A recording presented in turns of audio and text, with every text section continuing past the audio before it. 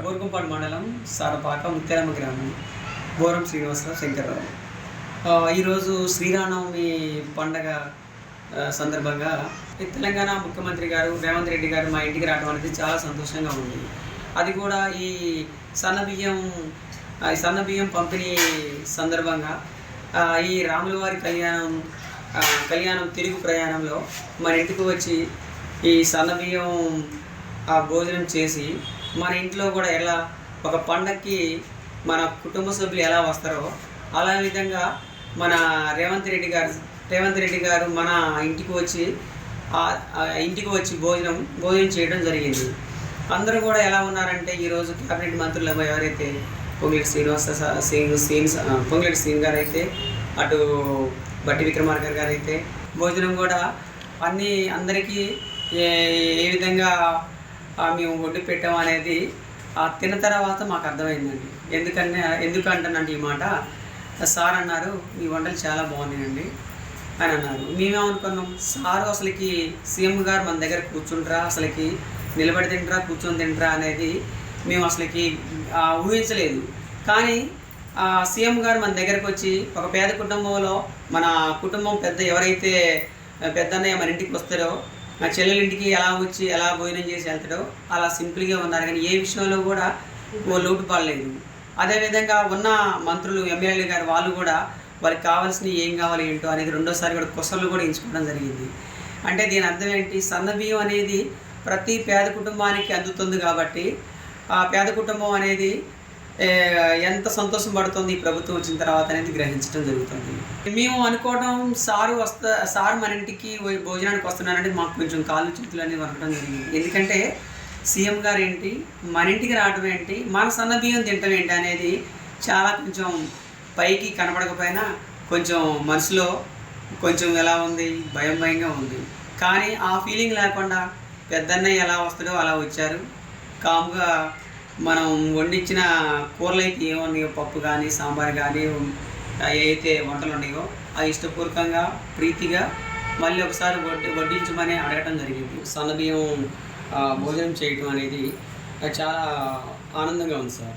అదేవిధంగా సార్ భోజనం చేసుకుంటూ కూడా ఏం చేద్దామా మేము ఇచ్చిన సంక్షేమ పథకాలు ఎలా ఉన్నాయి ఏంటి అని అడుగుతూ అన్నం తినుకుంటూ ఆ విషయాలు ఈ విషయాలు మేము అందుతున్నాయా లేదా, ఆ పేద ప్రజలకు అందుతున్నాయా లేదా అని అన్నం తినుకుంటూ మాటలు కలుపుకుంటూ సంక్షేమ పథకాల గురించి అడగడం జరిగింది. మేము ఏమన్నాం, సార్ మీరు అమలు చేసిన పథకాలన్నీ అన్ని పథకాలు కూడా మాకు ప్రజలకు అందుతున్నాయి సార్. నేను ఈ సన్నబియ్యం ప్రోగ్రాం అనేది చాలా బాగుంది. ఎందుకంటే మన రాష్ట్రంలో మన భారతదేశంలో మన తెలంగాణలో ఫస్ట్ మన రేవంత్ రెడ్డి గారు ఇవ్వటం అనేది ఫస్ట్ టైం. అది ఫస్ట్ టైము. అదేవిధంగా ఈ ఏజెన్సీ ఏరియాలో రేవంత్ రెడ్డి గారు ఈ ట్రైబల్ ఏరియాకి వచ్చి ఈ ట్రైబల్ ఏరియాలో ఈ ఎస్టీ నాయకుడు ఇంటికి వచ్చి సన్నబియ్యం తినటం అనేది కూడా చాలా అదృష్టవంతుంది. అదేవిధంగా వచ్చిన ఎమ్మెల్యేలు కానీ అందరూ అన్ని ఆహార పదార్థాలు బాగున్నాయి అని చాలా బాగున్నాయి చెప్పారు. అదేవిధంగా మేము కూడా సంక్షేమ పథకాలలో మాకు ఇల్లు కట్టుకొని 30 సంవత్సరాలు అయితే ఎందుకు కురుస్తుంది సార్. దానివల్ల మాకు కూడా ఏదైనా లబ్ధి పొందుదామని ఆశిస్తున్నాం సార్.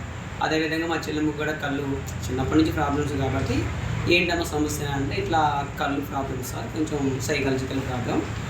అదే ఇట్లా ఆ అమ్మాయి పరిస్థితి అలా మా సిస్టర్కి అలా హెల్త్ ప్రాబ్లం ఉంది సార్ అని చెప్పడం జరిగింది. మా గురించి అయితే మా అబ్బాయి బీడీ చేశాడు కానీ నిరుద్యోగి సార్ అని అమ్మగారు చెప్పడం జరిగింది సార్.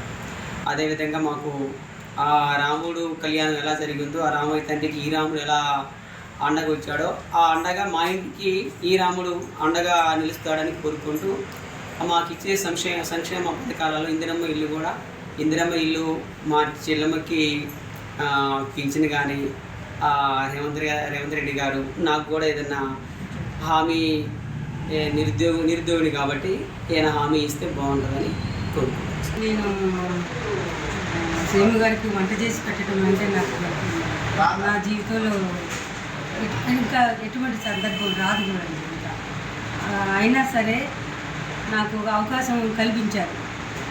సీఎం గారికి వంట చేసి పెట్టడానికి అవకాశం నాకు కల్పించారు. వాళ్ళ పేర్లు అయితే నాకు తెలియదండి. నేను ఎవరికి ఏమేమి వండి పెట్టారు? ఏమేమి కూరలు చేశారు? పులిహార చేసామండి, తర్వాత పడవలు వండాము, తర్వాత